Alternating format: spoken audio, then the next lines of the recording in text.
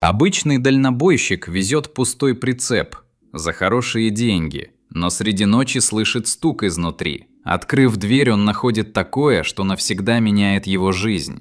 Международная мафия, коррупция, угрозы семье – все ради одного выбора – остаться человеком или закрыть глаза. Виктор Семенович Крючков завел двигатель своего КАМАЗа в половине 7 утра, когда февральская тьма еще не разбавилась предрассветной серостью. Морозный воздух обжигал легкие, а металл кабины покрывал плотный слой инея, который хрустел под пальцами, когда он очищал боковые зеркала. За 20 лет работы дальнобойщиком он привык к таким утрам. Суровым, беспощадным, требующим полной отдачи от человека и машины. Накануне диспетчер Кирилл Андреевич предложил ему рейс, от которого невозможно было отказаться. 150 тысяч рублей за перегон пустого рефрижераторного прицепа из Калининграда в Москву.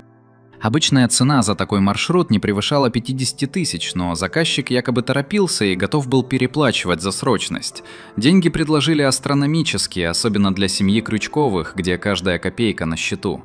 Жена Людмила лежала в областной больнице после сложной операции на сердце. Врачи настаивали на дорогостоящем лечении в московской клинике, единственном шансе на полное выздоровление. Страховка покрывала лишь треть расходов, остальное приходилось изыскивать самим. Дочь Надежда училась на последнем курсе института, готовилась защищать диплом, работать не могла. Весь груз семейных забот лег на плечи Виктора. Когда Кирилл Андреевич озвучил сумму гонорара, у Виктора перехватило дыхание. 1,5 лакха – это почти 3 его месячных заработка. Этого хватило бы на лечение Людмилы и еще останется на жизнь. Он не стал задавать лишних вопросов, хотя внутренний голос шептал о подозрительности такой щедрости. Нужда заглушила осторожность. Документы выглядели безупречно. Официальная накладная, печати, подписи. Груз обозначен как возврат рефрижераторного оборудования после транспортировки морепродуктов.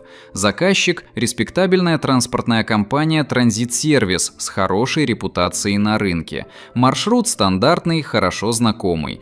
Казалось бы, обычная работа, только необычно хорошо оплачиваемая. Виктор получил предоплату – 50 тысяч наличными в белом конверте. Деньги были настоящие, новые купюры хрустели под пальцами. Он сразу отвез их в больницу, передал Людмиле через медсестру. Жена обрадовалась. Впервые за долгие месяцы болезни в ее глазах появилась надежда. Теперь, сидя в промерзшей кабине грузовика, Виктор мысленно планировал, как потратит остальную сумму. Основную часть на лечение жены, что-то отложит на черный день, немного даст дочери на диплом и первое время после выпуска.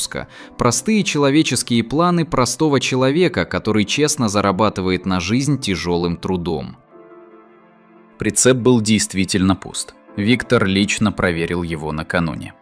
Рефрижераторная установка отключена, внутри металлические стены покрыты инеем, пол чист. Пломбы висели нетронутые, замки исправны.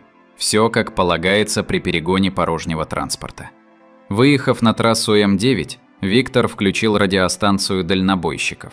В эфире переговаривались коллеги, жаловались на дороги, делились новостями, предупреждали о постах ДПС. Привычный фон трассовой жизни, который скрашивал одиночество долгого пути. Он настроился на длинную дорогу, запасся термосом с кофе и бутербродами, заправил полные баки.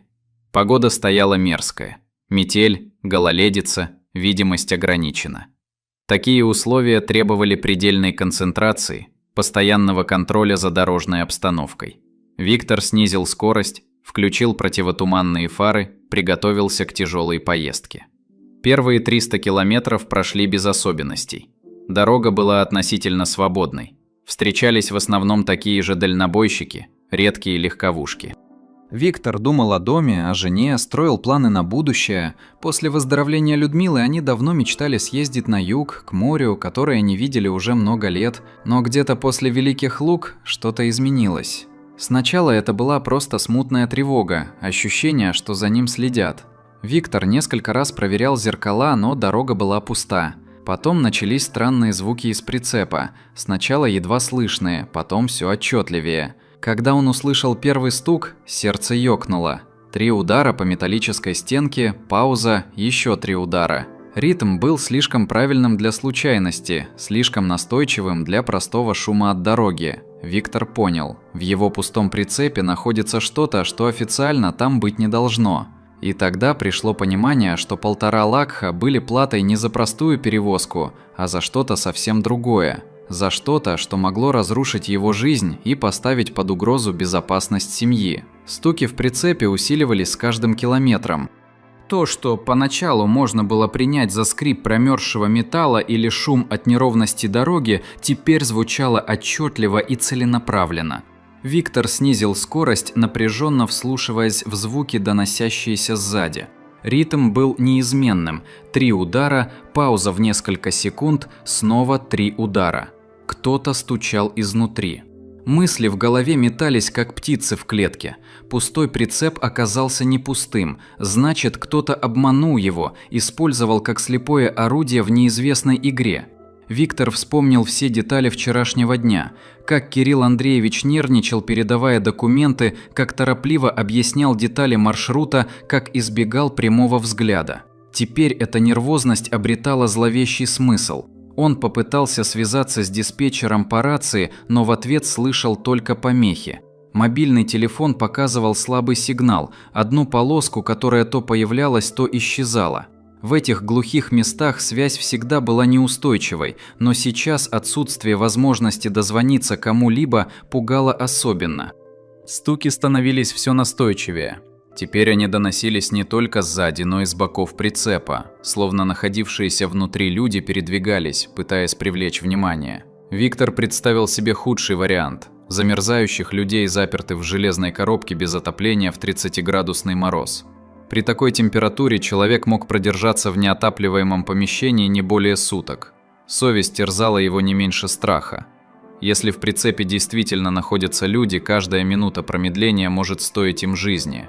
Но остановиться и проверить означало принять на себя ответственность за неизвестные последствия. Виктор не знал, кто эти люди, как они попали в его груз, чего от него хотят.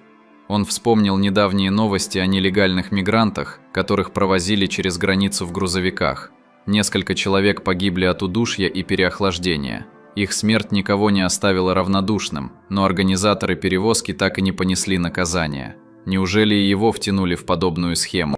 Мысль о том, что он стал невольным соучастником торговли людьми, вызвала приступ тошноты. Виктор остановил грузовик на обочине, вышел из кабины и несколько минут дышал морозным воздухом, пытаясь успокоиться и обдумать ситуацию. Стуки прекратились. В наступившей тишине слышался только ветер и отдаленный шум редких машин на трассе. Может быть, ему все показалось? Может быть, усталость и стресс из-за болезни жены сыграли с ним злую шутку? Виктор подошел к прицепу, приложил ухо к холодной металлической стенке. Несколько секунд – тишина. Потом он отчетливо услышал приглушенные голоса, шорохи, чье-то тяжелое дыхание. Сомнений не оставалось. Внутри находились живые люди. Он вернулся в кабину, достал телефон и стал судорожно набирать номер службы экстренного реагирования. Сигнал появился на несколько секунд, но соединиться не удалось. Связь прервалась. Виктор понимал, что нужно ехать до ближайшего населенного пункта, но каждая минута могла быть критической для людей в прицепе. Тогда он принял решение, которое изменило его жизнь навсегда. Виктор достал из кабины ломик, подошел к замкам прицепа и начал их вскрывать. Пломбы лопались с характерным звуком, замки поддавались с трудом, металл был скован морозом. Когда дверь прицепа открылась, из нее повалил пар. Внутри было чуть теплее, чем на улице, но все равно значительно ниже нуля. В тусклом свете фонарика Виктор увидел то, чего боялся больше всего – группу людей, сбившихся в дальнем углу прицепа. Их было 9 человек, мужчины и женщины разного возраста, одетые в легкую одежду, совершенно не подходящую для русской зимы. Все дрожали от холода, некоторые едва держались на ногах от обессиливания. Один из мужчин, видимо старший в группе, сказал что-то на незнакомом языке, в котором Виктор различил нотки благодарности и мольбы. Не теряя времени, он достал телефон и стал набирать номер службы спасения. На этот раз связь была устойчивой. «Служба экстренного реагирования», – ответил спокойный женский голос. «В моем прицепе люди», – сказал Виктор, стараясь говорить ясно, несмотря на волнение. «Они замерзают. Трасса М9 между Великими Луками и Торопцем примерно 450 километр. Приезжайте быстрее, им нужна медицинская помощь». Оператор уточнила детали, записала координаты, пообещала, что помощь будет в течение получаса.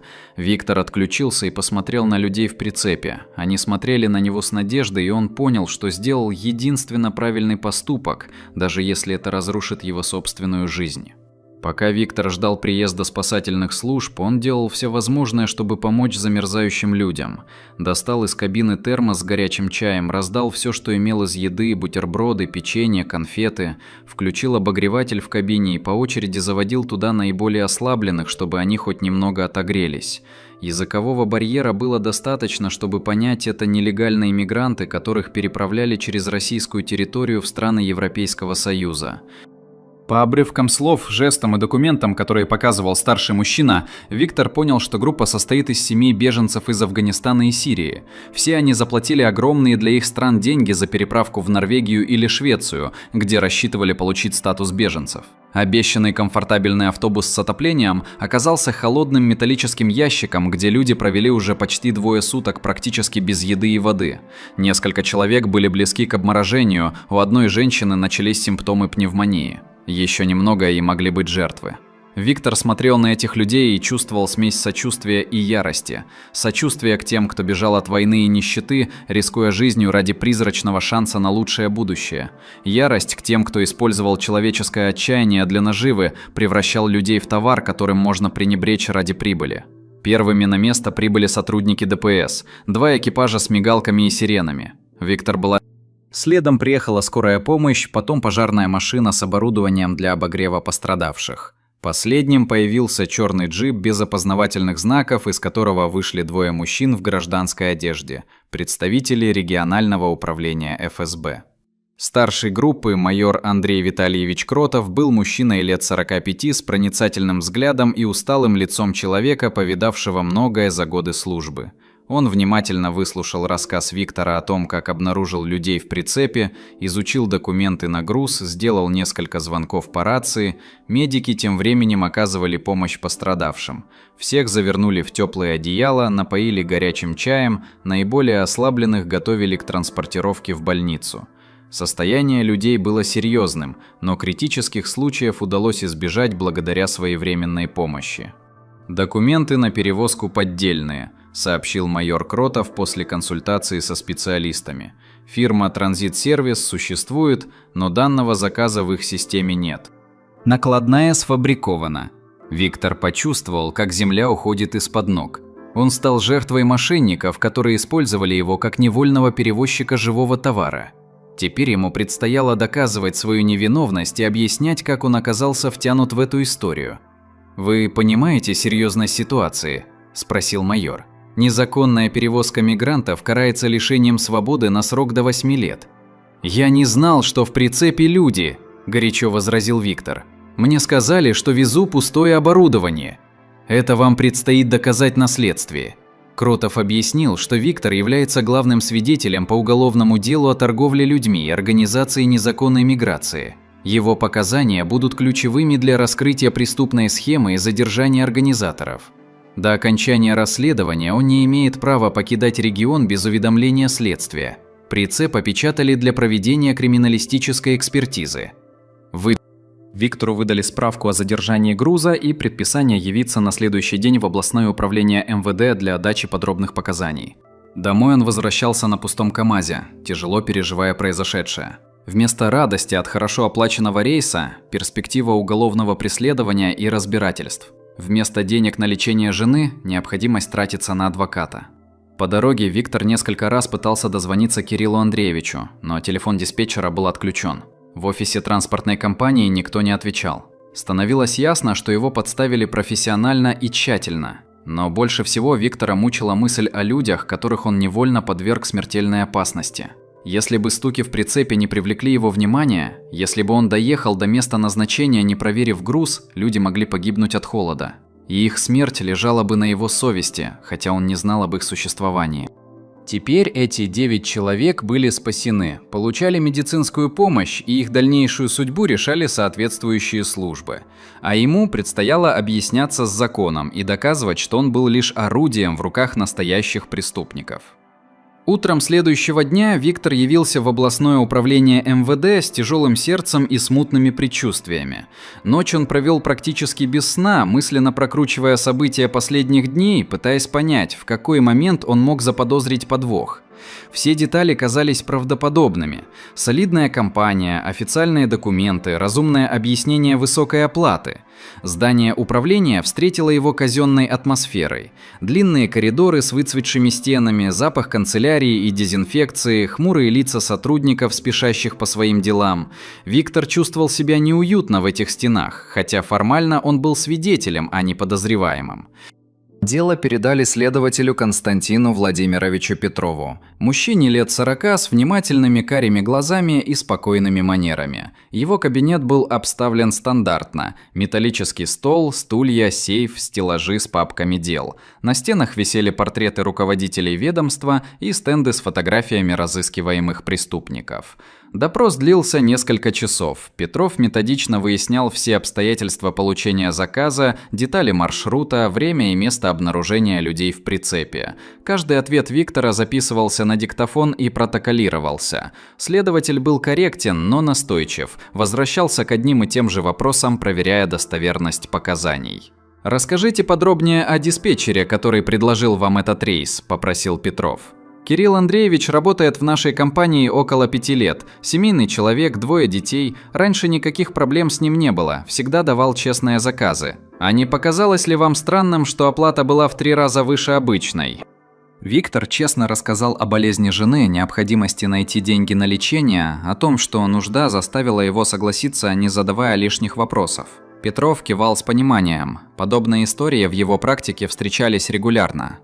«Понимаю вашу ситуацию. К сожалению, преступники часто используют тяжелые жизненные обстоятельства людей для вовлечения их в незаконную деятельность». После допроса Виктора ознакомили с материалами дела. Оказалось, что случай с его грузовиком не единственный. За последние полгода было зафиксировано еще 3 аналогичных инцидента в соседних регионах. Везде использовалась похожая схема: подставные документы, щедрая оплата, доверчивые водители. «Мы имеем дело с организованной преступной группой», – объяснил следователь. «Они занимаются переправкой нелегальных мигрантов уже несколько лет. География их деятельности охватывает несколько регионов России и страны СНГ».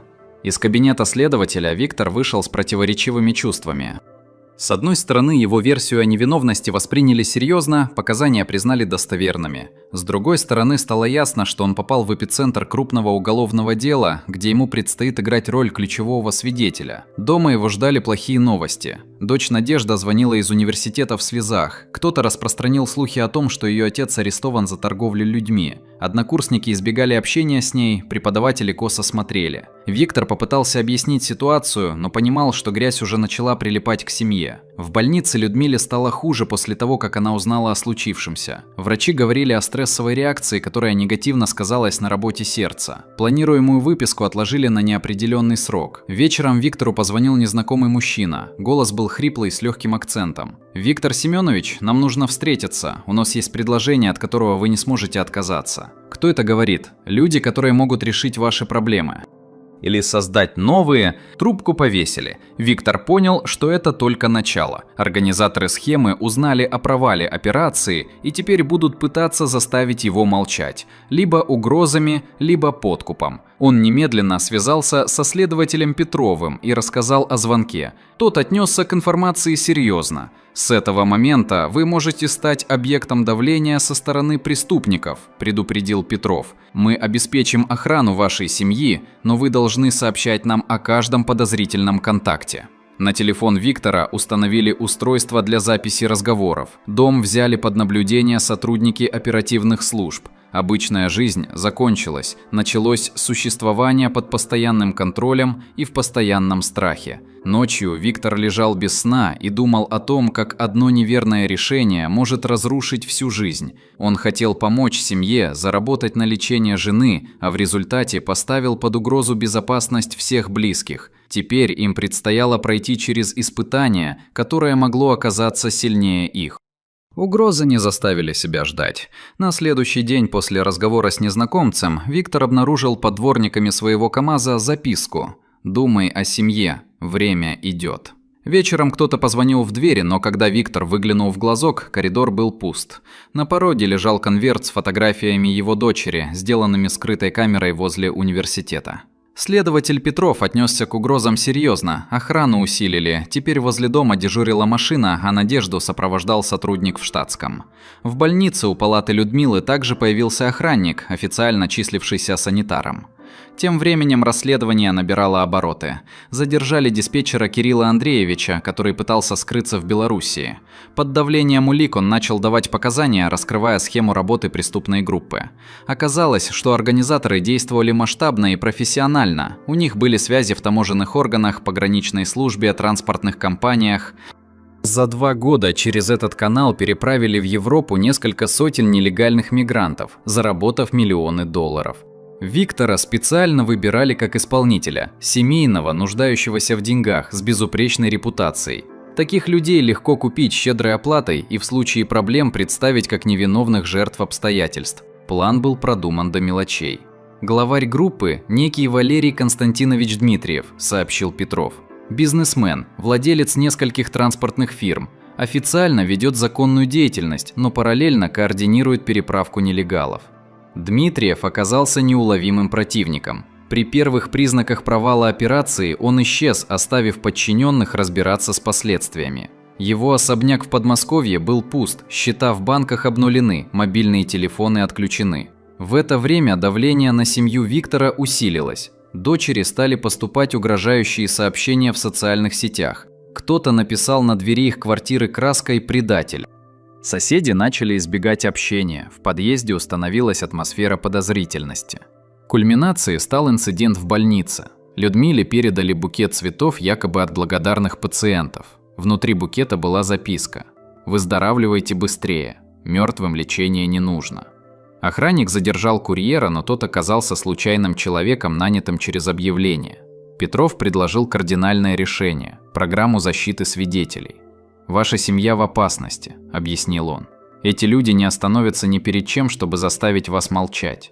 Мы можем обеспечить вам новые документы, переезд в другой город, трудоустройство. А что взамен? Активное сотрудничество со следствием, участие в оперативных мероприятиях по задержанию главаря группы». Виктор колебался. Согласиться означало окончательно сжечь мосты, навсегда изменить жизнь всей семьи. Отказаться – обречь близких на постоянную опасность. Решение принимала Людмила. Несмотря на слабость после операции, она сохранила ясность мышления и твердость характера. «Если мы отступим, они продолжат калечить людей», – сказала она. «Соглашайся. Пусть лучше мы начнем новую жизнь, чем будем всю оставшуюся жизнь оглядываться».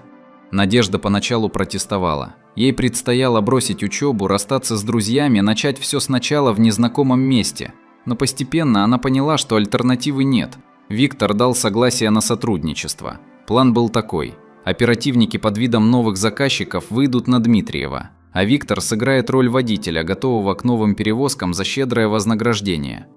«Операция будет проведена под полным контролем», – заверил Петров. «Мы обеспечим вашу безопасность». Подготовка к операции заняла несколько дней. Виктора обучали правилам поведения, снабдили скрытой аппаратурой для записи разговоров, отрабатывали различные сценарии развития событий. Группа прикрытия должна была находиться поблизости и по первому сигналу прийти на помощь. Назначенный день встречи приближался. Виктор понимал, что от успеха этой операции зависит не только судьба преступников, но и безопасность его семьи. Ошибка могла стоить жизни. За неделю до планируемой операции по задержанию Дмитриева в деле произошел неожиданный поворот. В квартире Виктора при повторном обыске, который провели якобы по анонимному сообщению о хранении наркотиков, была обнаружена крупная сумма денег – 800 тысяч рублей, аккуратно упакованных в спортивную сумку. «Это не мои деньги», – протестовал Виктор. «Их кто-то подбросил». Но новый следователь, майор Краснов, который внезапно заменил Петрова, отнесся к его словам скептически. Петрова с дела сняли якобы за нарушение процедуры ведения следствия, хотя никаких конкретных обвинений не выдвигалось. «У нас есть свидетели, которые видели, как вы приносили домой тяжелые сумки», – холодно сообщил Краснов. «И документы о банковских переводах на ваши счета». Виктор был потрясен. Он впервые видел эти документы, выписки, показывающие регулярные поступления денег в течение последних 6 месяцев. Суммы были небольшие, от 10 до 50 тысяч рублей, но в совокупности составляли внушительную сумму.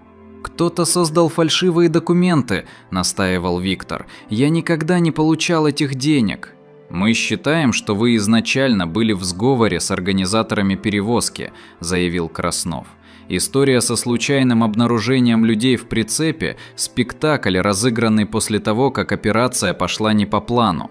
Адвокат, которого наняла на последние семейные деньги Людмила, был встревожен развитием событий. Анатолий Петрович Сомов, пожилой юрист с большим опытом защиты по уголовным делам, не скрывал серьезности ситуации.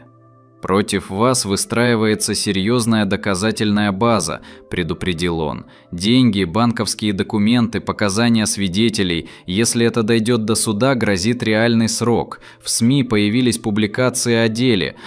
Журналисты каким-то образом получили доступ к материалам следствия и опубликовали статьи с красноречивыми заголовками. «Дальнобойщик-торговец людьми пойман с поличным. Семейный бизнес на человеческом горе». Общественное мнение быстро повернулось против Виктора. В интернете появились его фотографии с оскорбительными комментариями. Соседи откровенно выражали презрение, дочь плакала, читая сообщения в социальных сетях. «Притворялся честным работягой, а сам торговал людьми как скотом», шептались в магазинах и на остановках. В это критическое время неожиданную помощь предложил частный детектив Игорь Валентинович Сорокин. Бывший оперуполномоченный уголовного розыска, он ушел на пенсию и занимался частной практикой. Сорокин специализировался на делах, связанных с коррупцией в правоохранительных органах. «Вас подставляют профессионально», – заявил он после изучения материалов дела.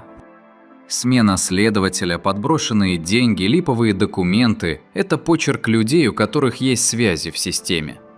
Детектив взялся за работу, не требуя предоплаты. За несколько дней он сумел найти камеру наблюдения, которая зафиксировала, как двое неизвестных проникали в подъезд дома Виктора, в день, когда позже обнаружили деньги. Лица на записи были скрыты, но сам факт незаконного проникновения был очевиден. Также Сорокин установил, что банковские переводы шли с карт, оформленных на подставных лиц, бомжей и алкоголиков, которые за небольшую плату соглашались оформить документы. Карты использовались всего несколько месяцев, затем закрывались. «Классическая схема создания ложной доказательной базы», – объяснил детектив. «Сначала в течение длительного времени имитируют вашу преступную деятельность, создают документальные следы, а потом используют их для обвинения». Вооружившись этими данными, адвокат Сомов добился пересмотра дела. Сомов сравнил. Краснова отстранили от ведения следствия, а дело передали в областную прокуратуру. Виктора освободили из-под стражи под подписку о невыезде. Но на этом проблемы не закончились. Стало ясно, что преступная группа имеет серьезные связи в правоохранительных органах. Именно поэтому Петрова убрали с дела, а вместо него поставили управляемого Краснова. «Дмитриев платил большие деньги за крышевание», – объяснил Сорокин. «У него люди есть в полиции, прокуратуре, может быть даже в ФСБ». Становилось понятно, что борьба будет долгой и трудной. Противники использовали все доступные методы, от прямых угроз до коррупции в органах власти. Виктор оказался в центре этой борьбы, и исход ее был непредсказуем. Новый следователь, подполковник Марина Сергеевна Волкова, приступила к делу с решимостью навести порядок в запутанной ситуации. Женщина лет 40 с короткой стрижкой и проницательным взглядом, она имела репутацию принципиального и неподкупного сотрудника. Именно поэтому ее перевели из центрального аппарата для ведения особо важных дел. Волкова методично изучила все материалы, начиная с первых документов и заканчивая результатами независимых экспертиз, которые провел детектив Сорокин. Она заново опросила всех свидетелей, привлекла дополнительных экспертов для анализа найденных денег и банковских документов. «Виктор Семенович, становится очевидно, что вы стали жертвой сложной мошеннической схемы», сказала она на очередном допросе. «Но для окончательного изобличения виновных нам нужна ваша помощь». Волкова предложила возобновить операцию по задержанию Дмитриева, но в новых условиях. По данным оперативных служб, главарь группы находился в Петербурге и готовился к эмиграции. У следствия оставалось мало времени, чтобы задержать его на российской территории. «Мы организуем контролируемую встречу», – объяснила следователь. «Под нашим контролем арестованный Асланян вызовет Дмитриева на переговоры о восстановлении схемы перевозки. Вы будете представлены как новый водитель, готовый к сотрудничеству». Виктор согласился, понимая, что это единственный способ довести дело до конца и обезопасить свою семью. Операцию тщательно спланировали, привлекли лучших оперативников, обеспечили техническое прикрытие. Встреча была назначена в ресторане «Невский причал» в центре Петербурга. Легенда гласила, что Асланян нашел нового исполнителя для срочной перевозки группы афганских беженцев в Финляндию. Дмитриев должен был лично оценить кандидата и дать добро на операцию. Подготовка заняла несколько дней. Виктора инструктировали, как вести себя на встрече, снабдили легендой прикрытия, отработали возможные сценарии развития событий. На него установили миниатюрные устройства записи и передачи сигналов. «Главное, не нервничать и действовать естественно», – напутствовала Волкова. «Мы будем контролировать ситуацию полностью».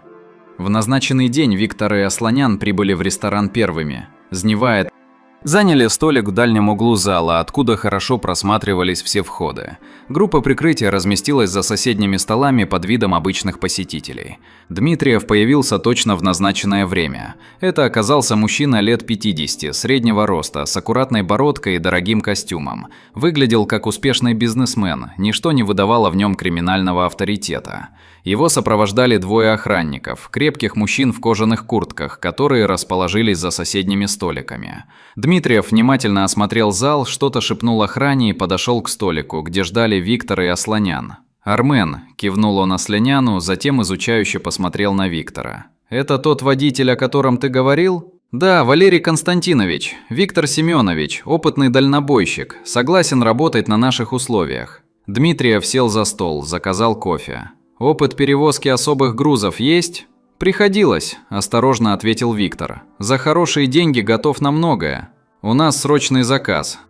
Группа из 12 человек, маршрут Питер-Хельсинки, оплата 80 тысяч евро. Риски какие?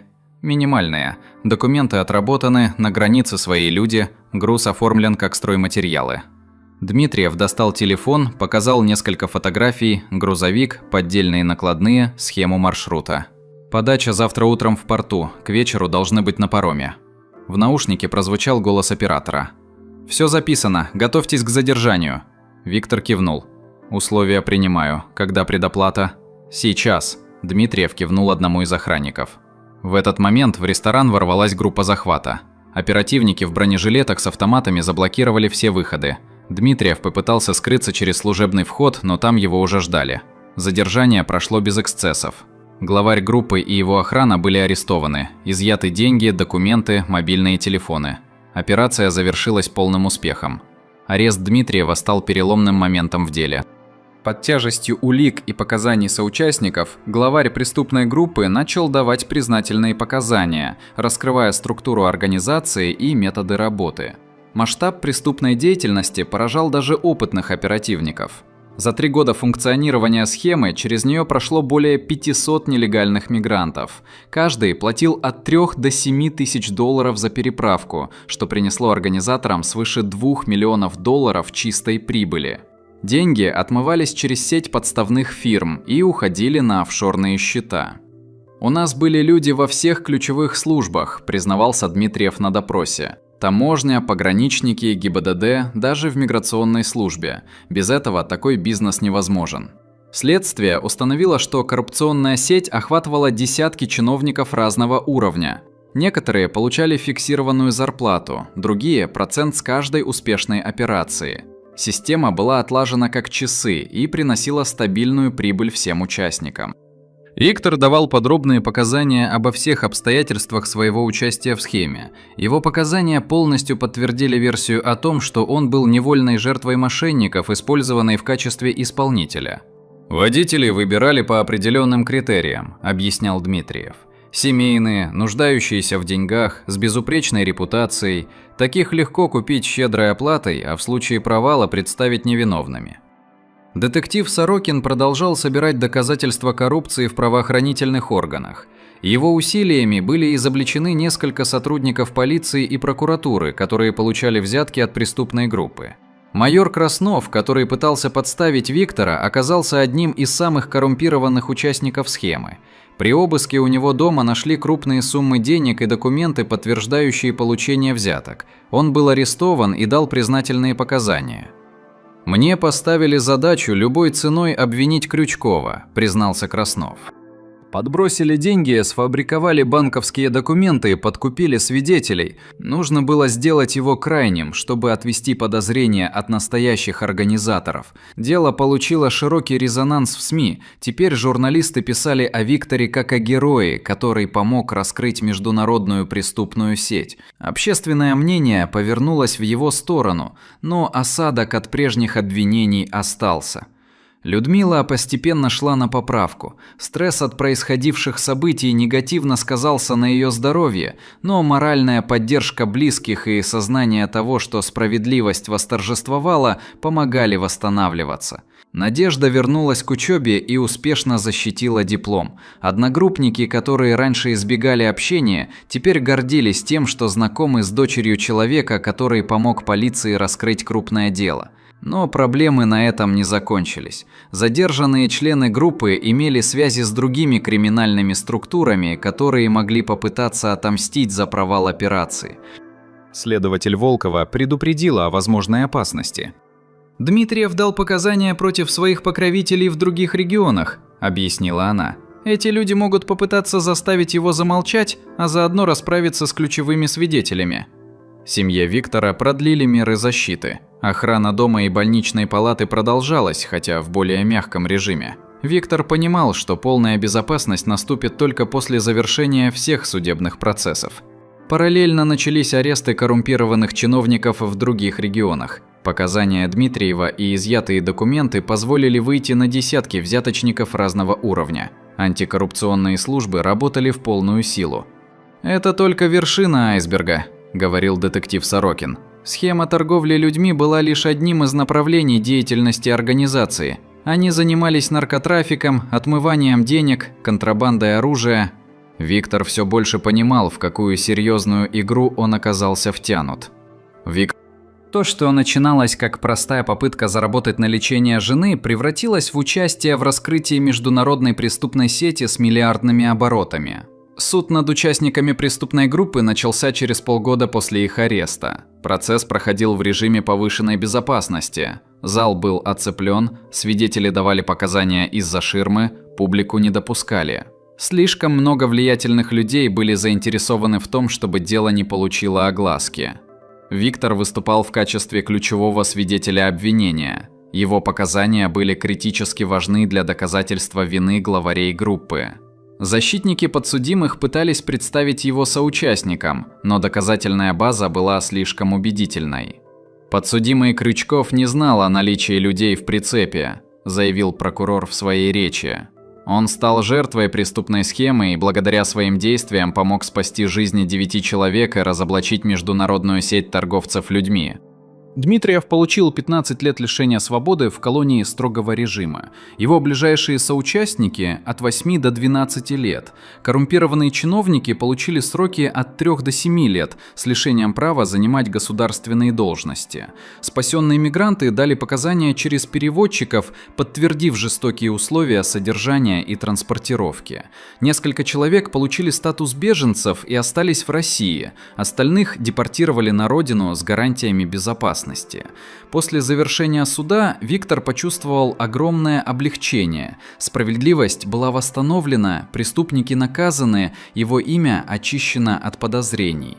Но цена этой победы оказалась высокой. Здоровье Людмилы серьезно пострадало от стресса. Несколько месяцев интенсивного лечения помогли стабилизировать состояние, но врачи предупреждали о необходимости избегать нервных нагрузок. Кардиологические проблемы могли обостриться в любой момент.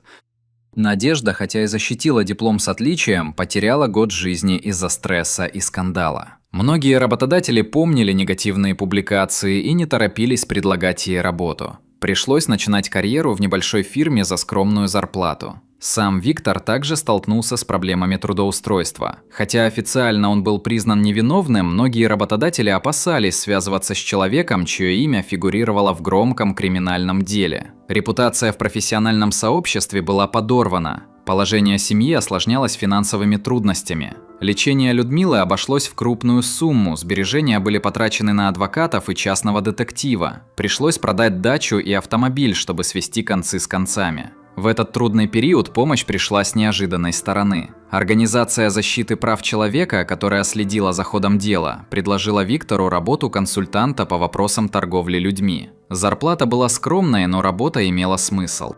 «Ваш опыт уникален», – объяснила руководитель организации Елена Викторовна Самойлова. «Вы знаете изнутри, как работают преступные схемы, как обманывают честных людей. Это поможет предотвратить подобные случаи в будущем». Виктор согласился. Новая работа заключалась в проведении лекций для водителей транспортных компаний, консультировании правоохранительных органов, участии в конференциях по борьбе с торговлей людьми. Постепенно жизнь начала налаживаться. Людмила окончательно выздоровела и смогла вернуться к работе. Надежда нашла хорошую работу в международной компании, где ее знание иностранных языков оказалось востребованным. Семья переехала в другой район города, подальше от места, где их знали по скандальной истории. Новые соседи относились к ним нормально, не зная о прошлых событиях. Виктор иногда получал письма от людей, которым его история помогла избежать подобных ловушек. Водители благодарили за предупреждение о мошеннических схемах, родственники пропавших людей просили совета. «Возможно, все случившееся было не зря», — говорила Людмила. «Ты помог многим людям, спас жизни, разоблачил преступников». Но ночами, лежа в постели, Виктор все еще вспоминал тот февральский день, когда согласился на заманчивое предложение. Одно неверное решение чуть не разрушило всю его жизнь, но в итоге привело к торжеству справедливости. Через год после завершения основного суда начался процесс по гражданским искам. Спасенные мигранты при поддержке правозащитных организаций потребовали компенсации морального и физического вреда от организаторов схемы. Виктор выступал в качестве свидетеля, подтверждая условия, в которых содержались люди. Суд признал требования пострадавших обоснованными и присудил каждому по 100 тысяч рублей компенсации. Деньги должны были быть взысканы с арестованного имущества преступной группы, но большая часть активов была выведена в офшоры и оставалась недоступной. В это время к Виктору обратились представители федерального канала с предложением снять документальный фильм о деле. История простого дальнобойщика, который помог раскрыть международную преступную сеть, показалась продюсерам достойной внимания. «Это важная социальная тема», – убеждала режиссер Анна Королева. «Люди должны знать, как работают мошенники, как защитить себя от подобных схем». Виктор согласился участвовать в съемках при условии, что личность его семьи будет максимально защищена. Фильм снимали в течение нескольких месяцев, восстанавливая хронологию событий и беря интервью у участников процесса. Документальная лента «Стук в кузове» вышла в прайм-тайм и собрала высокие рейтинги. Зрители сочувствовали главному герою и возмущались действиями преступников. В социальных сетях развернулась дискуссия о проблеме торговли людьми и коррупции. После выхода фильма Виктор получил множество предложений о работе. Транспортные компании приглашали его на должность консультанта по безопасности, правоохранительные органы – инструктором для подготовки оперативных работников. Он выбрал предложение от Академии МВД, где ему предложили вести курс лекций о противодействии торговле людьми. Зарплата была достойной, работа интересной и общественно значимой. «Курсанты должны знать реальные истории», – объяснял начальник академии генерал Петров. «Ваш опыт поможет им лучше понимать психологию преступников и жертв». Лекции Виктора пользовались популярностью среди слушателей. Он рассказывал не только о криминальных схемах, но и о человеческой стороне проблемы, о том, как простые люди становятся жертвами обстоятельств. Дочь Надежда тем временем сделала успешную карьеру в международной правозащитной организации. Ее дипломная работа о торговле людьми, основанная на опыте отца, была высоко оценена экспертами и опубликована в профильном журнале. «Я горжусь тем, что мой отец не испугался и довел дело до конца», – говорила она в интервью. Его пример показывает, что обычный человек может противостоять организованной преступности. Людмила полностью восстановилась и вернулась к работе медсестры в городской больнице. Коллеги относились к ней с уважением, зная о пережитых испытаниях. Она часто рассказывала молодым медикам о важности не оставаться равнодушными к чужому горю.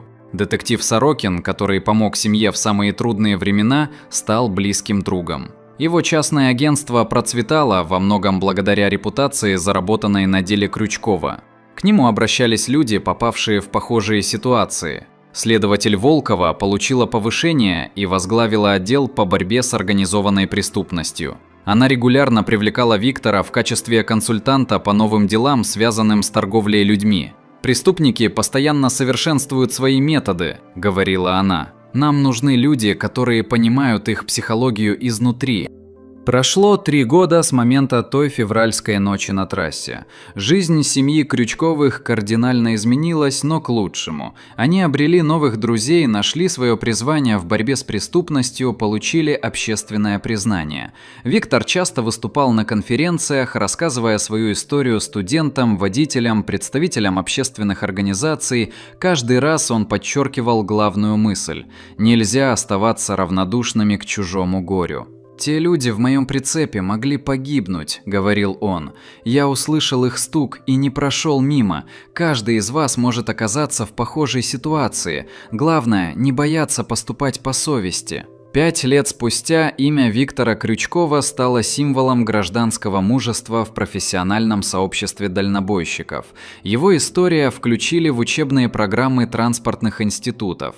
Они рассказывали на курсах повышения квалификации водителей, ее изучали сотрудники правоохранительных органов. Виктор продолжал работать в Академии МВД, но теперь его обязанности расширились. Помимо чтения лекций, он участвовал в разработке методических пособий по выявлению и предотвращению торговли людьми.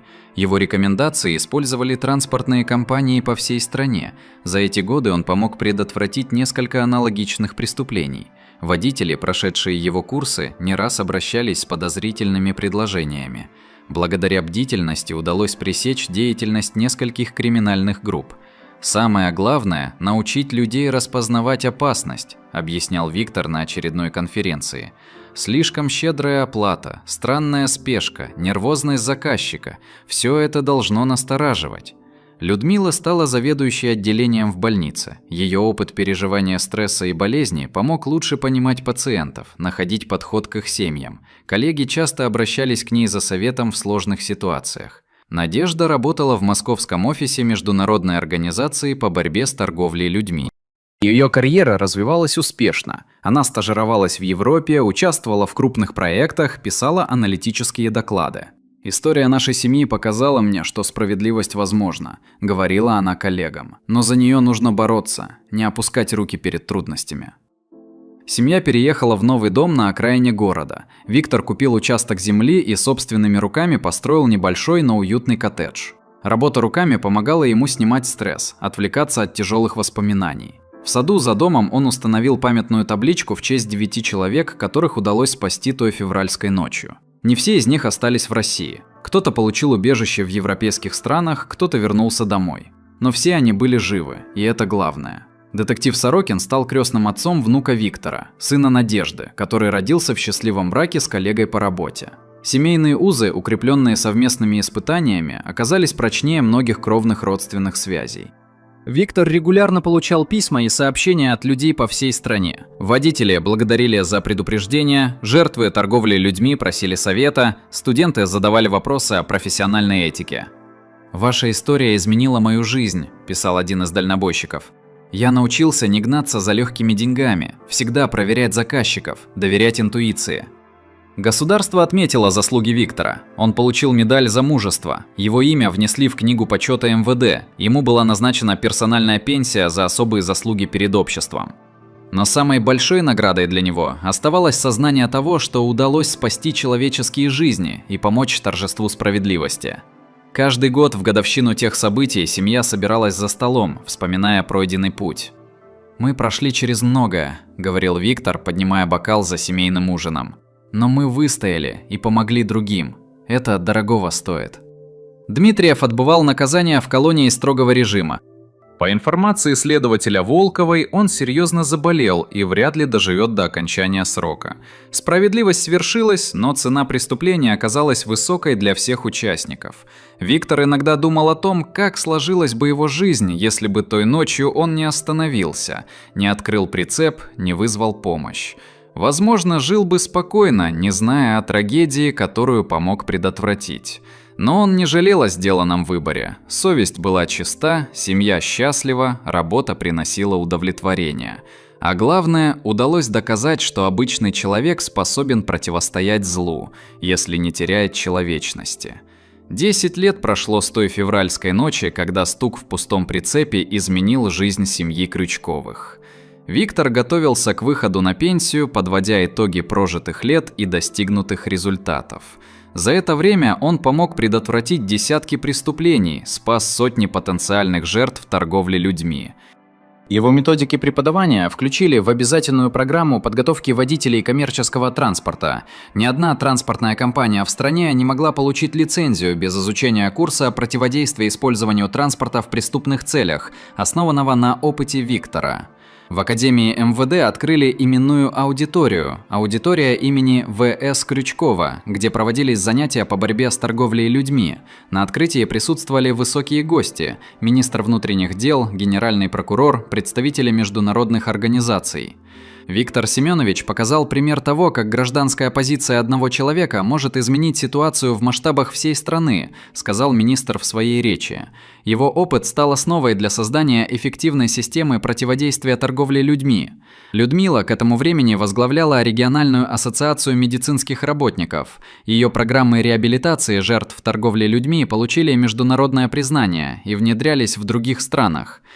Здоровье полностью восстановилось, она была полна энергии и планов. Надежда защитила кандидатскую диссертацию и работала заместителем директора Международного центра по борьбе с современным рабством. Ее исследования цитировались в научных журналах. Она регулярно выступала на конференциях ООН и других международных форумах. Внук Виктора, 7-летний Данила, уже знал историю деда и гордился ею. В школе, когда детей просили рассказать о героях в своей семье, он всегда говорил о дедушке, который спас людей и поймал плохих дядь. В этот юбилейный год вышла книга Виктора «Стук совести», в которой он подробно рассказал свою историю и дал практические советы по предотвращению подобных преступлений. Книга стала бестселлером, ее перевели на несколько языков. «Я хотел, чтобы люди поняли, каждый из нас может оказаться на моем месте», объяснял Виктор на презентации книги.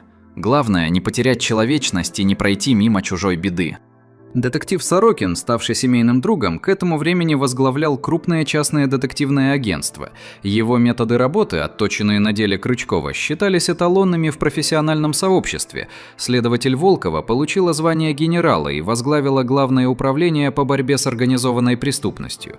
Она часто приглашала Виктора как эксперта при расследовании особо сложных дел. «Ваш опыт уникален», — говорила она. «Вы видели преступную схему изнутри, понимаете логику ее организаторов. Это помогает нам работать на опережение». В канун 10-й годовщины событий Виктор получил неожиданное письмо. Писал один из спасенных мигрантов, Ахмед, который сумел получить убежище в Норвегии и теперь работал переводчиком в миграционной службе. «Уважаемый Виктор Семенович, прошло 10 лет с той ночи, когда вы спасли нашу группу. За это время я выучил язык, получил образование, создал семью, у меня родились 2 детей, сын и дочь. Сына я назвал Виктором в вашу честь. Он будет знать, кому обязан жизнью. Низкий поклон вам и вашей семье». Виктор долго держал письмо в руках, перечитывая строки. Это было лучшей наградой за все пережитые трудности.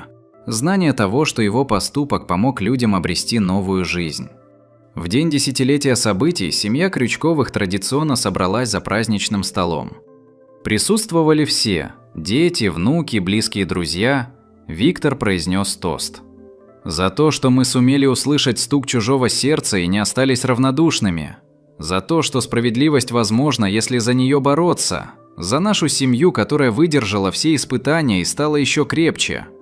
За окном шел снег, такой же, как в ту февральскую ночь 10 лет назад. Но теперь это была другая жизнь, наполненная смыслом, гордостью за сделанное и уверенностью в завтрашнем дне. Виктор часто повторял молодым коллегам: «Жизнь не измеряется количеством прожитых лет, а количеством людей, которым ты смог помочь». И он точно знал, его жизнь была прожита не зря. Факт: 4820 символов без пробелов, диалоги 7%.